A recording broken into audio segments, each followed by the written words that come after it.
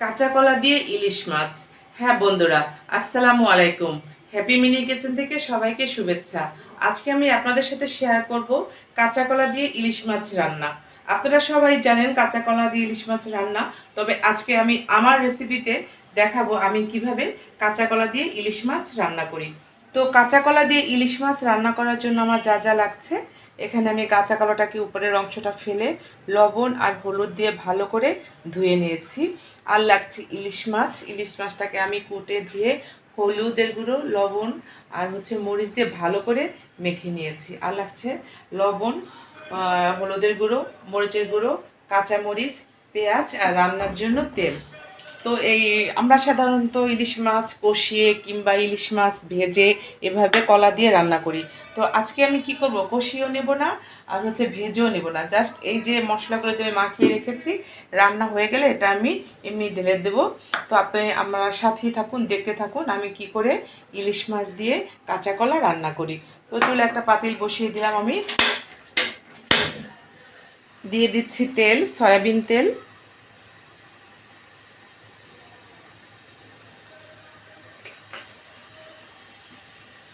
দিয়ে দিচ্ছি পেঁয়াজ,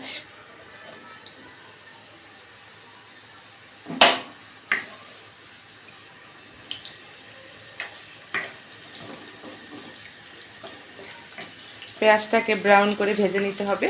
অন্য অন্য রান্না ঠিক যেভাবে করি ঠিক সেভাবেই, এই সেম প্রসেসে কিন্তু আপনারা পেঁপে, জালি, লাউ এভাবে ইলিশ মাছ দিয়ে রান্না করতে পারেন। হাফ চামচ হলুদ গুঁড়ো, তো নেড়ে চেড়ে নেই। এখন দিয়ে দিচ্ছি পানি।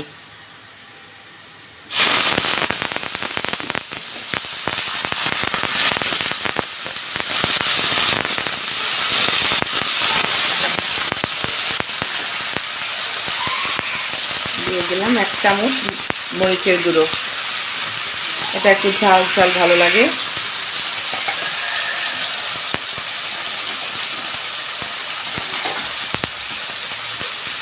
দিয়ে দিচ্ছি লবণ। এখন এই মশলাটাকে খুব ভালো করে কষিয়ে নিতে হবে। আসলে মশলা যত বেশি ভালো করে কষাবেন তরকারি বেশি টেস্ট হয়। দিয়ে দিচ্ছি কাঁচা কলা।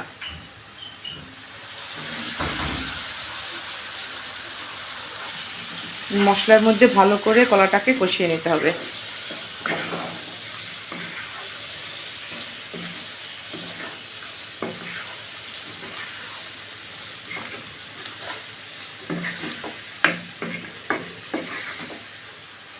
ঢেকে দিচ্ছি কিছুক্ষণের জন্য।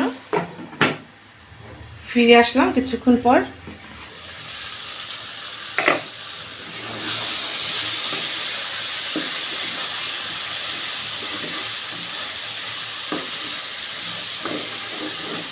তরকারিটা কষানো হয়ে গেছে, এখন আমি দিয়ে দিচ্ছি ঝোল।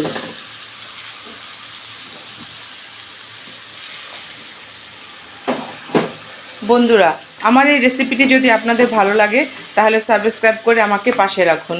পাশে থাকা বেল বাটনটি ক্লিক করে রাখবেন, যাতে নতুন নতুন ভিডিও আপলোড দেওয়া মাত্রই আপনারা নোটিফিকেশন পেয়ে যান। আর এই রান্নার মশলার পরিমাণ আমার লিঙ্কে দেওয়া থাকবে, ওখান থেকে আপনারা দেখে নেবেন। এখন আমি দিয়ে দিচ্ছি মশলা দিয়ে মাখানো এই মাছগুলো।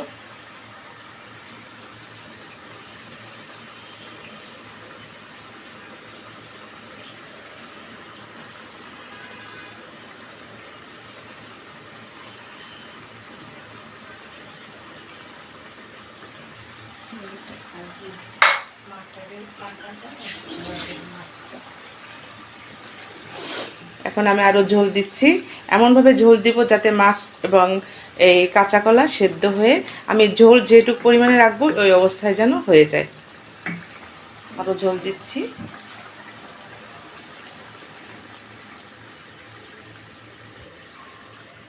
কাঁচা কলা সেদ্ধ হতে বেশি একটা সময় লাগে না, আর এর ঝোলের পরিমাণটা বেশি পাতলা হবে না, ঘন হবে না। মেনলি গিয়ে ইলিশ মাছের ঝোল পাতলা হলেই বেশি ভালো লাগে তরকারি দিয়ে রান্না করলে।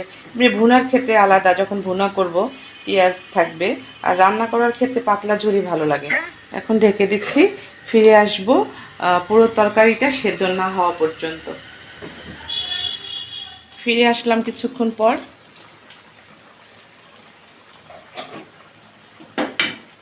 ঝোল অনেকটা শুকিয়ে গেছে, দেখি কলা সেদ্ধ হয়েছে কিনা। কলা সেদ্ধ হয়ে গেছে। এখন আমি দিয়ে দিচ্ছি 2টা কাঁচামরিচ।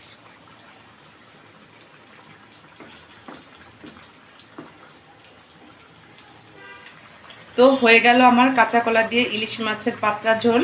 সবাইকে শুভেচ্ছা, ভালো থাকবেন, আল্লাহ হাফেজ।